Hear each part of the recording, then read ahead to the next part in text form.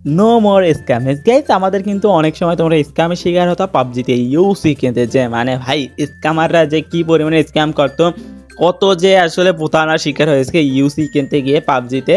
So এখন আর ইউসিতে problem থাকবে না তোমাদের, কারণ বিকাশের সঙ্গে কিন্তু পাবজি এখন অ্যাড হয়ে গেছে। মানে মিদাস ভাইয়ে পাবজির যে অফিসিয়াল আসলে ইউসি পার্চেস যে ওয়েবসাইট আছে মিদাস ভাই, সেখানে কিন্তু এখন বিকাশ অ্যাড করা হয়েছে গাইজ। আগে পেমেন্ট সিস্টেমে ভিসা কার্ড মারছিল, মাস্টার কার্ড, ইটিসি কার্ডগুলো ছিল, বাট বিকাশ অপশন বা বাংলাদেশে অন্যান্য আসলে পেমেন্ট অপশনগুলো ছিল না। বাট এখন কিন্তু যেহেতু বিকাশ অপশনটা অ্যাড করা হয়েছে, অনেক ক্ষেত্রে প্রতারণা শিকার কম হবে। মানে আমি যদি মেইন কথা বলি ভাই, যেখানে আমরা 60 ইউসি কিনতাম 120 টাকায় ভাই, মানে বুঝতে পারছো, সেই ইউসি এখন আমরা কিনতে পারবো 103 টাকায়। মানে 199 টাকা লেখা থাকলেও বিকাশের খরচ আছে আর 4 টাকার মতো, ওইটাই আসলে আমাদের 103 টাকা উঠে যায়। মানে বুঝতে পারতেছো, এখান থেকে আমাদের 17 টাকা সেভিংস হবে। আর সেখানে আমাদের এক তো প্রতারণার শিকার হতাম ভাই, টাকা তো যাইতোই, আর মানে ভাই বুঝতে পারতেছো অনেক আসলে অবহেলার শিকার হতাম। বাট এখন ওইটা থাকবে না, স্ক্যামারদের যদিও বাস হয়ে থাকে, প্লেয়ারদের আর কোনো বাস হবে না।